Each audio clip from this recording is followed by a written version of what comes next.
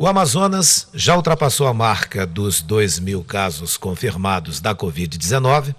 O aumento no número de infectados cresceu muito em um mês, assim como o número de óbitos, infelizmente, que já atinge mais de 180. Para especialistas, o impacto na saúde do Amazonas pode ser bem maior do que para outros estados.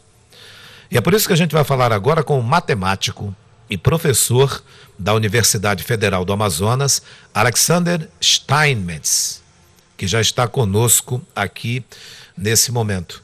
Professor Alexander Steinmetz, se eu tiver pronunciado o sobrenome do senhor errado, o senhor me desculpe. Seja bem-vindo, bom dia. Bom dia, bom dia. O que diferencia a Covid para outras doenças aqui no Amazonas? Então é o seguinte, talvez muitas pessoas aqui tenham a impressão que essa Covid é mais uma doença numa lista longa de doenças que existem aqui, como dengue, malária, zika e chikungunya, tem tuberculose. Mas o problema com a Covid é que é possível morrer de Covid e por causa da Covid. Eu vou explicar. Ela já tem a sua própria taxa de letalidade e ela é uma doença nova, pouco ainda se sabe sobre ela, mas o que já se sabe é que ela é capaz de lotar rapidamente os hospitais até de sistemas de saúde de países desenvolvidos, né? Essa doença conseguiu neutralizar, essencialmente, sistemas de saúde de países como Itália, Estados Unidos e França. Então, o que acontece é que ela vai fazer com que os UTIs ficam cheios e pessoas podem até morrer de outras coisas, outras doenças, acidentes de trânsito, acidentes domésticos, cair de uma escada, bate a cabeça, AVC, infarto. Geralmente, isso se é tratável com internação em UTI, né? Mas a UTI consegue lotar os hospitais e talvez não seja possível de tratar outras coisas, outras doenças e outros acidentes. E pessoas podem falecer simplesmente por falta de hospital. E então, que ela tem essa capacidade. E que esses outros acidentes, como o senhor colocou, esses outros problemas continuam também acontecendo, não é? Claro, claro. Então, isso também complica a questão de sair do isolamento. Obviamente, os modelos, inclusive o nosso modelo matemático e vários outros modelos mostram que a única maneira de controlar essa epidemia nesse estágio aqui no Amazonas é com o distanciamento social rigoroso. Isso, obviamente, na ausência de testagem em massa, que não está ocorrendo. Mas se diz muito que quem é mais afetado são os idosos. Mas isso também traz questões éticas em relação a como sociedade, como a gente enxerga isso. Estamos de boa se nossos idosos morrem, né? Porque às vezes é falado, são geralmente eles que são mais afetados. Mas se os UTIs lotam, todo mundo vai ser afetado. Por exemplo, se os UTIs estão cheios de idosos, principalmente de idosos, se um jovem tem um acidente de trânsito, vai ter UTI para ele. Então é um problema muito complexo que essa Covid de fato traz. Na sua avaliação, professor, o senhor acredita que o Estado demorou a agir, demorou a fechar, por exemplo, os aeroportos, a tomar uma decisão maior, mais rápida, mais séria, já que o mundo já estava começando a sofrer isso? E, na sua avaliação, o Amazonas demorou a tomar uma atitude? Olha, obviamente estou acompanhando essa situação como todo mundo aqui. Vários países, de fato, até países desenvolvidos como os Estados Unidos, tiveram uma reação lenta, e ter uma reação lenta é uma coisa muito delicada, porque o impacto dessa epidemia é muito rápido, né? Se você não toma as medidas no momento certo, você consegue se deparar com um problema muito grande. Então, vários países fizeram esse erro.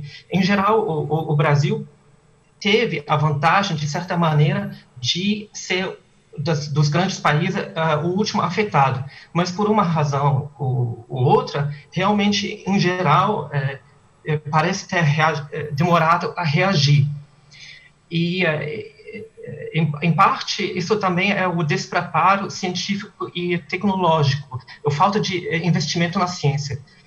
Hoje em dia tem muita ciência e tecnologia boa no Brasil, mas falta investimento. Por exemplo, testagem em massa é difícil de implementar nesse momento porque o Brasil não produz os insumos, não produz os reagentes necessários para realmente ampliar a testagem de um dia para outro, o que seria realmente uma coisa recomendável.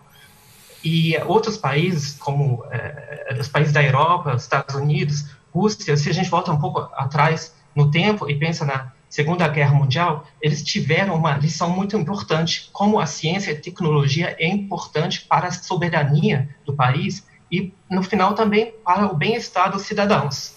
Correto. E os investimentos na ciência e tecnologia aumentaram muito na época pós-guerra. Mas o Brasil não acompanhou esse desenvolvimento, então acho que essa crise seria muito importante para o Brasil entender que é importante investir na ciência e tecnologia. Professor, a gente tem observado manifestações pedindo a abertura do comércio e colocando como situação o fato de não ter mais dinheiro.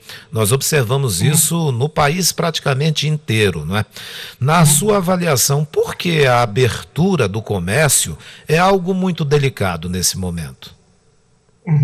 Olha, todos os modelos mostram que a única maneira de controlar essa pandemia, nesse momento, é com distanciamento social rigoroso. Então, abrindo os comércios e abrindo a economia, obviamente você terá mais mortes. É fato que é complicado, porque é uma coisa impor uma quarentena em um país como a Alemanha e outra no Brasil, onde tem muita gente socioeconomicamente muito vulnerável. Tem pessoas que, se não saem para trabalhar no dia, eles não vão ter como comer, eles não vão ter dinheiro para comprar comida. Então, isso é uma coisa muito complicada.